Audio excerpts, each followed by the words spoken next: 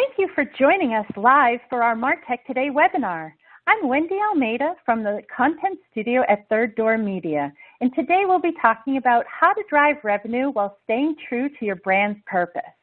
I'm very pleased to welcome Lino Ravelas Trujillo of Headspace and Sai Coppola of ShareID today.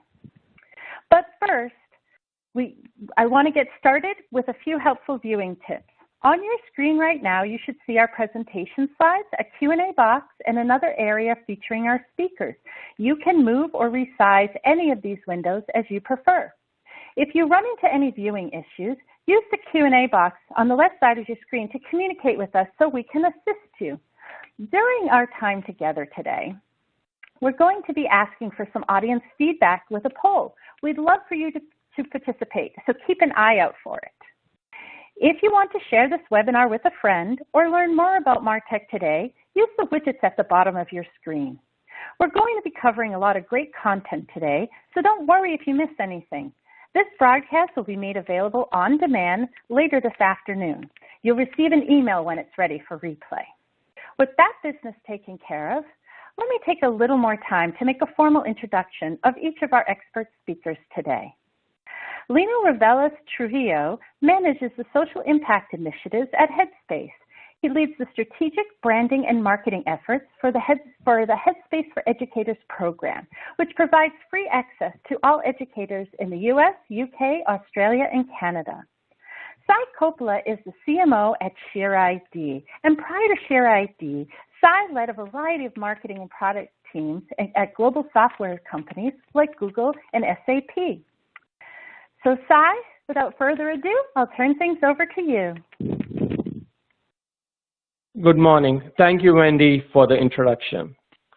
In my role at ShareID, I've been fortunate to work with innovative marketers from brands like Nike, North Face, Spotify, and Headspace on customer acquisition and loyalty programs. So I'm excited to hear from Lino today on Headspace's acquisition programs, how it aligns with their brand purpose.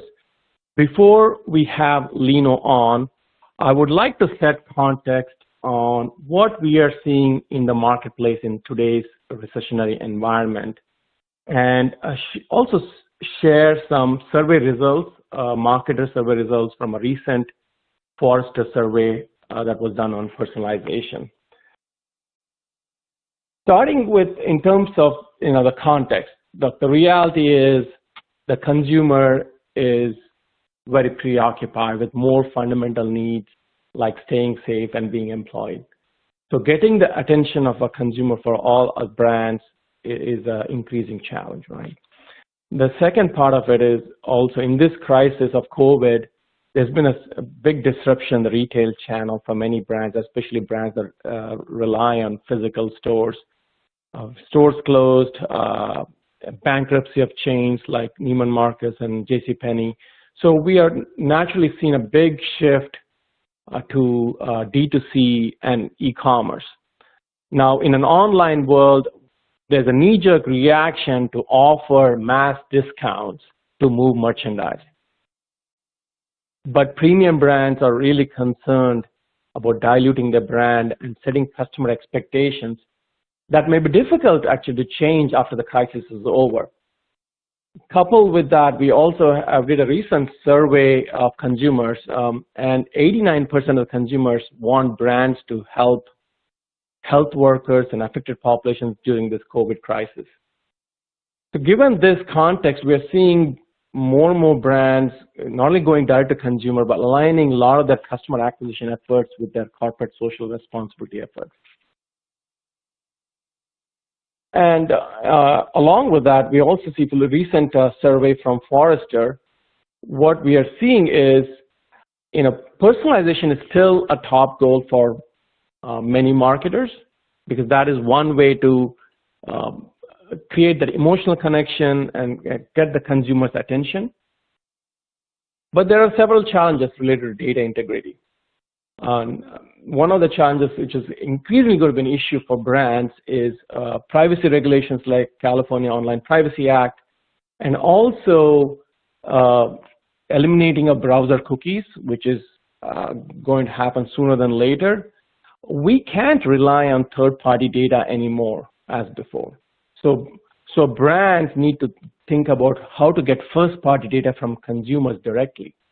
There needs to be an explicit value exchange between consumers and brands, where consumers are willingly giving information about themselves in exchange for a better experience or value or offer, what we call invited personalization. Marketers are also finding that identity attributes, whether it's life stage or affiliation, are proving to be much more effective in personalization. And increasingly, we're seeing marketing to a consumer tribe as more powerful than traditional segmentation approach. The way you define a consumer tribe, essentially think of a group of a social group that's tightly knit. It could be the teacher community or a military community where there's a automatic word of mouth built in that community. Given that it's not a surprise, we are seeing more and more brands adopting a new form of personalization called identity-based marketing. Now, identity marketing allows brands to create a gated, personalized offer for an everyday hero tribe like teachers, nurses, first responders, or military. Now, these are communities in which the individuals, the members strongly identify being part of that consumer tribe, which therefore automatically provides a built-in word-of-mouth benefit for a brand. Before I jump into and have Lino on board, let's do a quick survey to see where the brands, each of your brands are in the identity marketing journey. So if you can take a second and click on this particular poll question. Does your brand today do targeted offers for hero segments like teachers, nurses, first responders, or the military? There are 4 different options there. Yes, we do. No, but we plan to offer in the near future, or no plans in the near future, or don't know. Just take a moment to take it so we can share the results with you.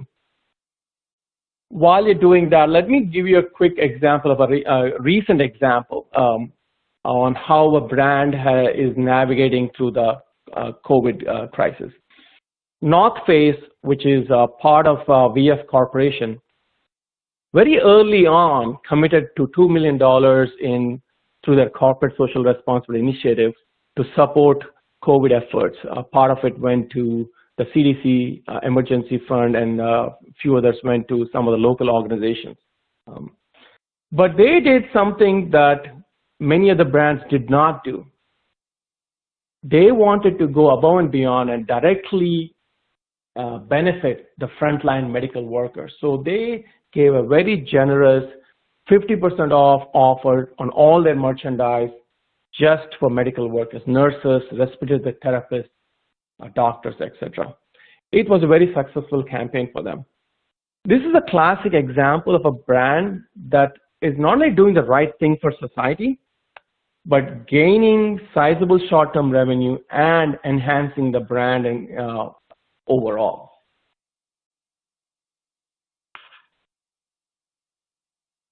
With that, let me see. Wendy, is there a way to see the results, or are we going to the results later? How does that work? Oh, there you go. Looks like almost half of you have something or planning to offer.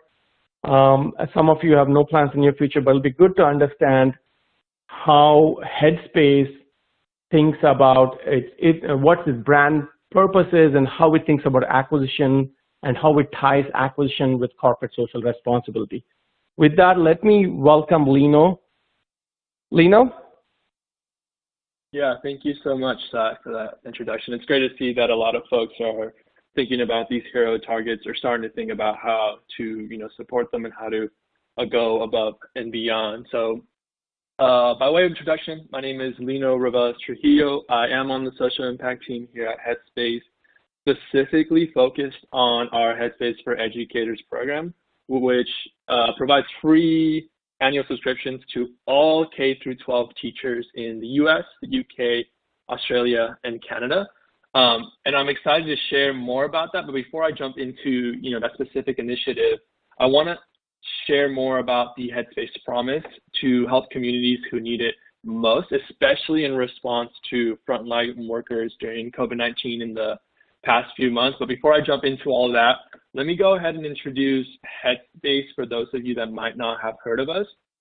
In essence, we are a mindfulness app that can easily be accessed through your phone, on your commute, at your desk, while walking, or even at home. And when you tap into the actual app, you get access to over 1,000 hours of content with easy to follow mindfulness guides ranging anywhere from 1 to 20 minutes on topics between stress to sleep, anxiety to parenting. And the app is really meant to meet you where you are throughout your day to get some headspace, either for a couple minutes in the morning or trying to get a restful sleep at nighttime. In terms of the broad initiative and what Headspace's purpose is, our mission is to improve the health and happiness of the world, which we understand is quite a lofty goal. However, I'm proud to say we made some huge strides since we were founded in 2010. Here are some quick fun facts. For example, the app is available in 5 languages. We partner with 700 corporate clients through our Headspace for Work department. They specifically work closely with HR and wellness teams to offer our mindfulness program to their employees. Some clients include companies like Starbucks, Adobe, GE, as well as small and medium businesses. And then in terms of reach on a global scale, we're currently at 65 million members across 190 countries. So again, that goal is quite lofty, but we're proud to say that we're chipping away at it, especially during these times. Zooming in a little bit more on our social impact efforts, we truly believe it's in our service of our mission and member promise to improve the health and happiness of the world. In order to do that, we have to make sure that people who can't afford our service or have barriers to entry can get access, especially those folks that need it most or can have the most significant impact against our vision. The app itself is inherently impactful in the way that it helps people build healthy and happy habits. So the question for the company, the question for the team became, where do we focus? Where do we zero in and really focus our social impact efforts? Historically, we used to have a give one, get one model. In other words, for every subscription bought, we donated one to NGOs, but we soon found that you can't necessarily boil the entire ocean, which really brought us to our segment-based approach to focus on specific audience to truly show up for them and help them with their health and happiness. And that first and main audience is K through 12 educators and young people.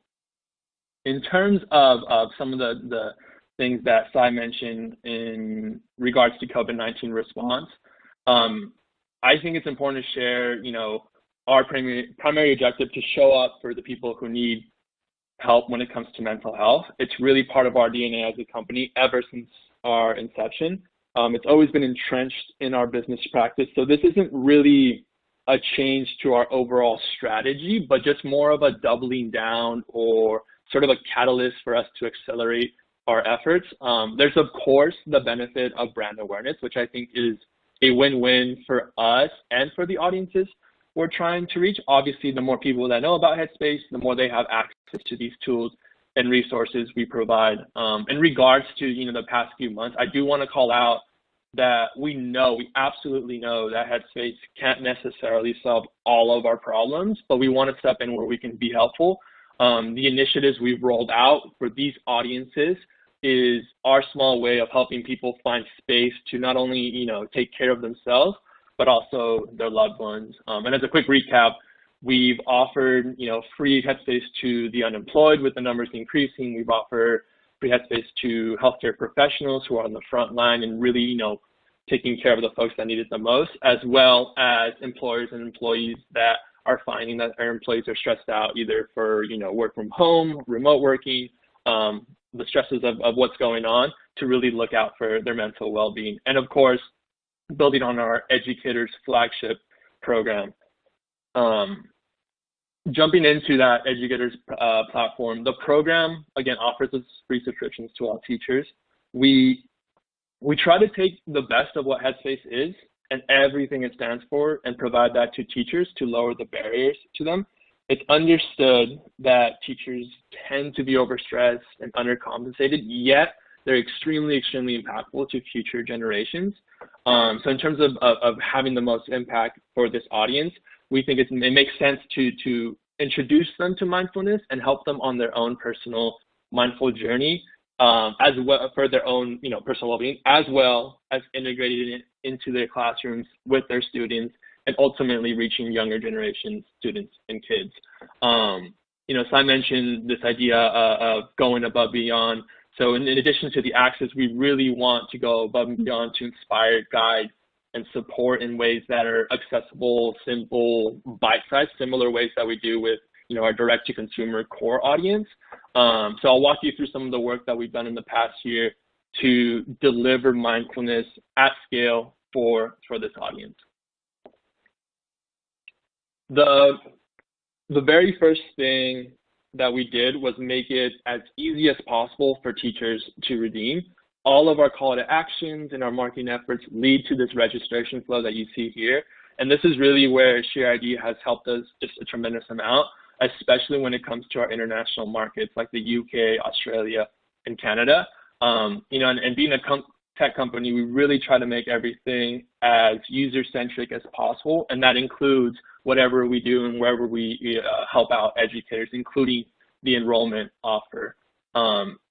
Streamlining this access set us up with a really strong foundation to go above and beyond for the ways to guide and support. And one way that we guide teachers is by making it easier for teachers to use our content for remote learning. Here's an example on the left-hand side of a Microsoft Education Center course that we built out. We specifically curated content from our existing resources and compiled it into an introduction for teachers to leverage in the classroom. On the right-hand side are screenshots of focus groups that we've had with teachers to learn more about their challenges. It truly helps us build new content, helps us build new resources and curate any existing content that we build.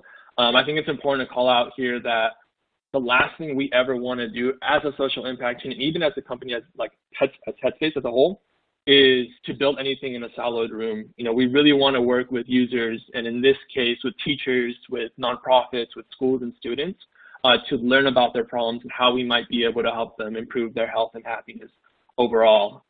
In response to COVID and the recent events, we've been seeing one of the biggest challenges be adapting to distance or online learning. So when we're building new content and part of our roadmap, thinking about new things to build and how we might support teachers, we're thinking about both the physical classroom as well as the virtual classroom. So these are great resources. These are things in ways that we try to go above and beyond. But how do we drive educators to enroll? How do we drive educators to leverage the app and come back into the app and utilize these additional resources? I'll use Teacher Appreciation Week during the first week of May as an example. When thinking about how to reach teachers, there's two approaches that we've taken in the past as a social impact team. The first one being close relationships with partnerships. So working closely with schools and orgs to reach and communicate to their direct K through 12 audience. And that's worked pretty well for us. We've built some amazing relationships with folks. Usually it looks like co-collaboration on content, exchange of resources, or even talking to districts or schools wellness teams. But the other way, and the most recent approach we took, was direct to teachers. And thinking about this identity, thinking about these folks as their own audience and their own people to communicate and write copy for and build out design assets for. The three tactics that we took are here on your screen. The first one being paid and organic social. The second one being a Facebook group and building a sense of community. And lastly, email marketing to our current teacher base. So touching on paid and organic social, through our partnerships and focus groups, we have found that teachers are quite active on Facebook and Instagram. Similar to the in-person physical word of mouth, they do the same on Facebook and Instagram. They forward, they share anything that's free, anything that's discounted. They're really good about looking out for each other just because they understand that if it helps them, it can help their colleagues or counterparts. So the majority of our efforts have been in, Facebook and Instagram channels. We have heard that Pinterest is also a big one that teachers use. We haven't quite used it yet, but I think that is one channel that we're excited to explore to see how we might be able to slot ourselves into it, because they tend to use Pinterest for lesson plans, ideas to build out posters in the classroom. So they're already on there looking for ideas. So that's one that we have our eyes on. In terms of the second tactic, to build and drive membership, meant specifically for teachers and building community for teachers, this idea touches on our broader company goals. We're taking what Headspace has done really well and simply applying it to this teacher audience.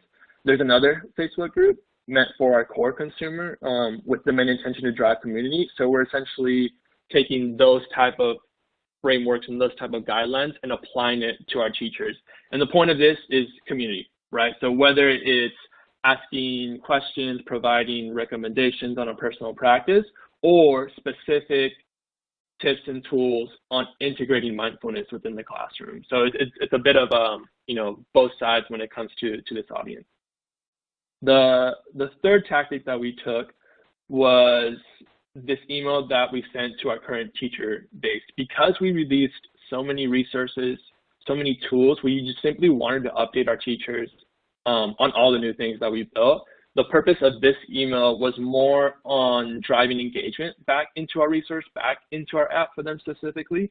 However, this email or this lifecycle type of email marketing can be used for enrollment, more top of the funnel as well. For example, a campaign that we did last year for back to school efforts, we took a different approach, right? We took the approach of tying in our social impact efforts to wider company goals. So the emails weren't not necessarily sent to teachers, but rather our core consumers who were not necessarily teachers. So the idea here was for our consumers to forward or share or refer the free education offer to a teacher they know.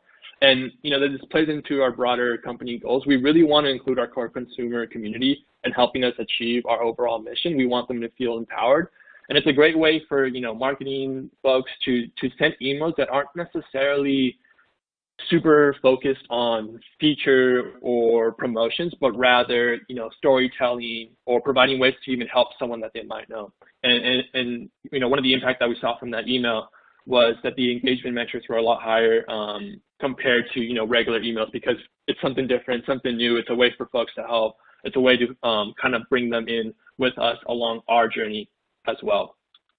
And then lastly, I just want to touch on some other redemptions that we saw from the Teacher Appreciation Week. While I can't necessarily share the specifics, you can see here two different spikes. The first one being a response to COVID, which we called Weathering the Storm, and the second one being Teacher Appreciation campaign. Just shows that when you put the effort in and when you think about this community in a great way, you can see these spikes in terms of weekly redemptions. And before I hand it off to Sai, I do want to conclude with the broader idea of tying all of this to bigger company goals, and how it's not just a solid effort, but truly aligned with our mission. I think there can be a neat way working cross-functionally with different teams within the company to surface some of their goals and metrics as well as ours, and back and forth. So, these results show that, we've seen a lot of good feedback from our core consumer base about the work that we're doing, thinking about the teacher audience specifically. So it's a neat way to kind of, help the bottom line for our core consumer and the business, as well as just help folks in general, because we truly feel that's the right thing to do. And the way that our app is set up to look out for their minds, we've seen some pretty good metrics around that. Sai, if it's okay with you, I'll hand it back to you. Thank you, Lino. I really like your support a teacher email to your entire customer base, because that, as you said, it's a good, there's a good story to tell around that. It increases your brand profile and richer engagement with the existing customer base, but also invites more customers into your base. Thank you, Lino, on just talking about how you can, once you align your brand efforts, brand marketing with your acquisition marketing, there's a significant value for the company, a long-term value for the company. What I want to do now is, just like Headspace, we had the opportunity to work with, 200 plus companies over the last couple of years. And working with them, or working in similar identity marketing programs, we have come up with almost a playbook that works. Just for your own brand, think of it this way: like, first you have to figure out what is the consumer tribe or tribes of interest to your brand, right?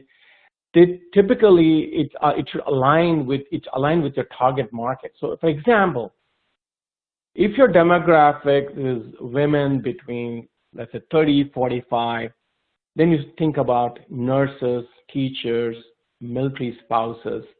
These are all very tight-knit groups.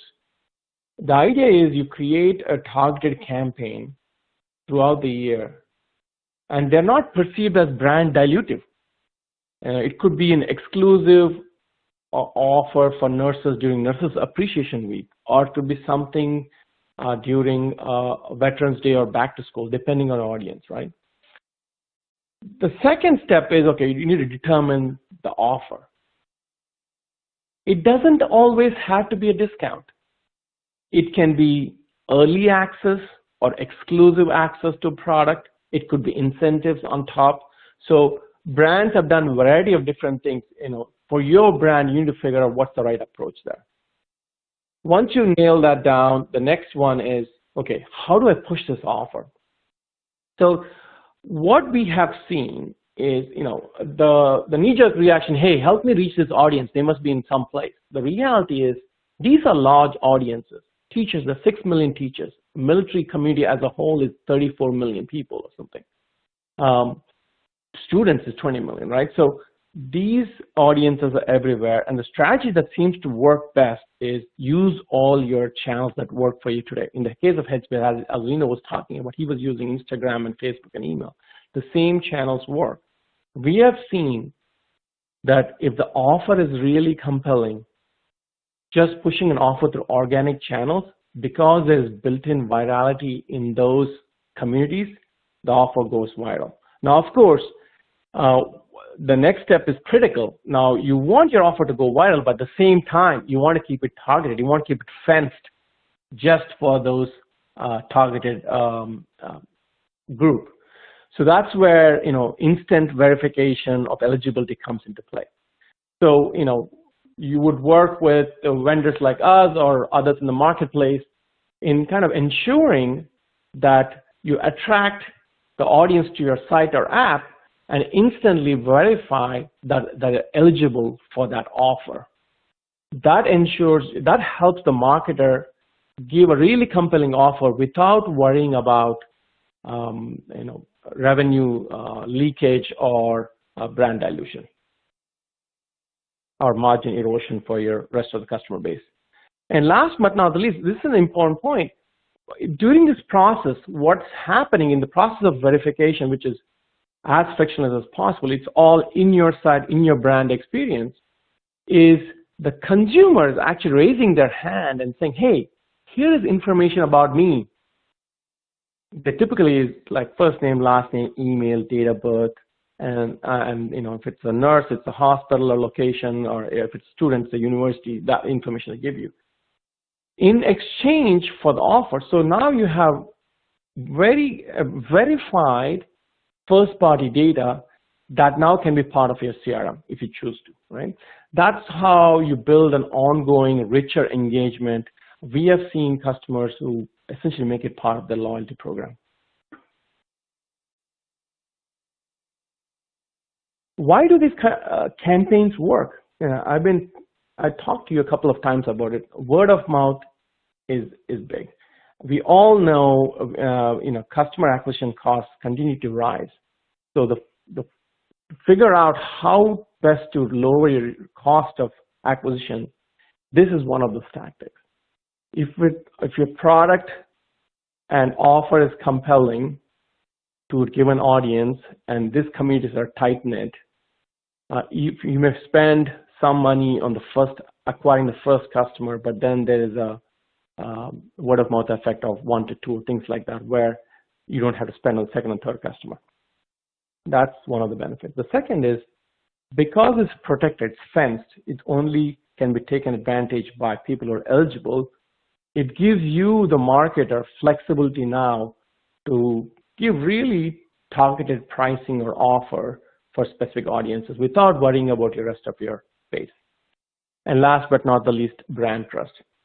This is going to be increasingly an issue, as I mentioned at the beginning, as the California Privacy Act and the elimination of cookies in browsers. We all have to rely on first-party data, and this is a great way for us to get information directly from the consumer.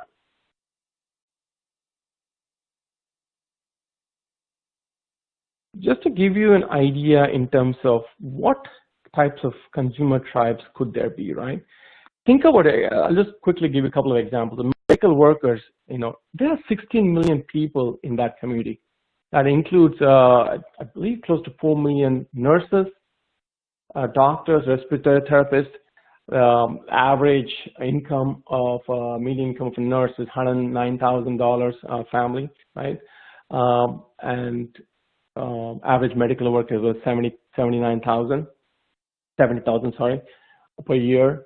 And compared to other industry verticals, this industry hasn't been impacted as much by the economic crisis. So you have closer to 90% employment.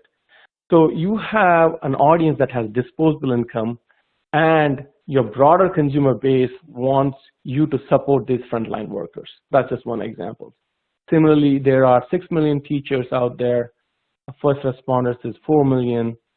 It totally depends on your brand and target audience and what segment or what tribe makes most sense for you.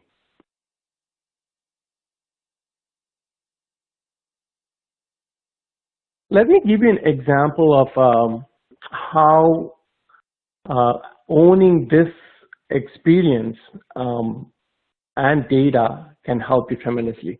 I'll tell you about an example of Lowe's. Lowe's, like anybody in the home improvement business, their ideal customer after the general contractor is what they call do-it-yourselfer. They tend to be 30s, 40s, male and resourceful. So they realized, the brand managers realized, there's a strong correlation with the military segment. Now, Lowe's has historically done a lot for the military community through a variety of initiatives. So they want to double down on this. So what they did was they completely tied it into the loyalty program. So when you sign up for My Lowe's account, Lowe's asks as part of it, hey, are you part of the military community? And in the verification process is completely embedded in the brand experience. And all the data is now tied to the loyalty account. So when a person goes online or into the store, they automatically, in their case, gave a 10% off discount. But more importantly, Lowe's now has an exclusive email program. They send out once a month just to the military community on different offers just for that community, keeping them engaged and to increase store traffic as well as purchases. So the results have been, they've seen 2 to 3x the engagement of the next best program. They've seen doubling in transactions or store visits. So think about not just a one-time transaction. How do you enrich your CRM so you can have that richer engagement with your customers on an ongoing basis? So it's key to have owning that data you're receiving as part of this verification process or verifying the eligibility. Now we, one small, thing, we have been working with a variety of leading brands, global brands over the last few years on IND marketing programs and targeting specific consumer tribes and delivering instant verification of eligibility. So one of the advantages is we have been lucky to work with these brands and have gleaned a lot of best practices in benchmarking that we can share with you if you're interested in. And last but not the least, during this COVID crisis, we are trying to do our part where, we actually are encouraging brands to stand up and support the frontline workers. And so we are actually giving away our services for free to help brands reach these affected populations. These campaigns are really easy to stand up, so we encourage brands to just try it. You can get more information at sharey.com/heroes. You can also ping me at sai@sharey.com. With that, would love to take a couple of questions. Thanks so much, Sai and Lino, for sharing your insights today. So the first question that we're taking from our audience is about targeted campaigns. Does a targeted campaign to a tribe have to add value to the purpose of the tribe? For example, if you sell makeup, do you have to communicate how the brand will benefit teachers or nurses or doctors, or can you target that particular population with your campaign without that? Look, I'll let Lino also talk to this, but what we have seen across different brands is it actually works well just through a targeted campaign, but it works really well when it's a more holistic approach. So just both of them work, but what we have seen is when you have a more holistic approach like what Headspace has done, it works phenomenally well. Yeah, to add to Sai's point, it is up to the company. We've just seen it work well where it's you align your internal goals initially, you pick the audience or the section that you want to help out the most or you're most passionate about, or you think would have the most impact. And then when you start thinking about, marketing to these tribes or building your campaigns to these tribes, you already know from an internal point of view that you're already adding value. So to answer your question, you don't necessarily have to, pitch them or explain the value add, but it does help, and it has helped us really thinking it through before we do any type of outreach, any type of external communications to make sure that we're doubling down and really thinking through the specific section or industry or target audience. Let me give you an example talking about teachers. In the case of, for example, Target, in the last 2 years for back to school, they gave a 10% off offer just to teachers. Teachers spend close to, I think, $400 or $500 a year out of their own pockets for school supplies. So they really wanted to help out the teacher committee, and that's what they did. And that got picked up by USA Today, and then it started showing. We have heard so many stories about teachers printing out that offer and putting it in school boards in their lunchrooms so other teachers can take advantage. It went completely viral. So you don't necessarily have to always attach a set of CSR initiatives with it. It'd be great. It comes across more authentic. We have seen brands do equally well as long as the product is to the right target audience. Great, thank you. I have another question. Lino, I'm going to direct this question to you. Since you talked about how you built your target marketing, to meet your goals and expand your audience, but can you talk a little bit more about sort of the effort and the time involved in sort of, launching this kind of, identity marketing program, how that all came about, what kind of resources you used to do that people-wise as well? Yeah, absolutely. Happy to share that. I to my earlier point, the very first step is aligning your internal strategy and goals, and I would say that probably is the bigger hurdle in terms of going up the ranks and ideating on what it could look like and what the efforts are going to be. But once you kind of know who you're going after, then it's just working cross-functionally with the different teams who own, the marketing, who are actually the experts with the tactical, efforts. So for our end, I would say, it's anywhere between 2 people outside of our company to 5 people outside of our company. And they're mainly under this marketing umbrella, helping us with the paid social, helping us with the organic social, And from their end, again, it's a way for them to build on their expertise, but also be a part of our social impact efforts. And then of course there's the companies like ShareID that help you meet these audiences where they are. So in terms of like verification, it's almost like, all right, we know we want to verify. We internally don't necessarily have a way to do that for international teachers. So that's where we really leverage ShareID to help us out with that. And they really take the bulk and the work out of our hands essentially, and make it easy and streamlined for the end user. Building on what Lino said, right? So what we have seen with many brands is a lot of the work is identifying your target audiences. And once you decide and then figuring what the offer should be, in terms of then actually launching the program, it really comes down to brand side, literally a landing page.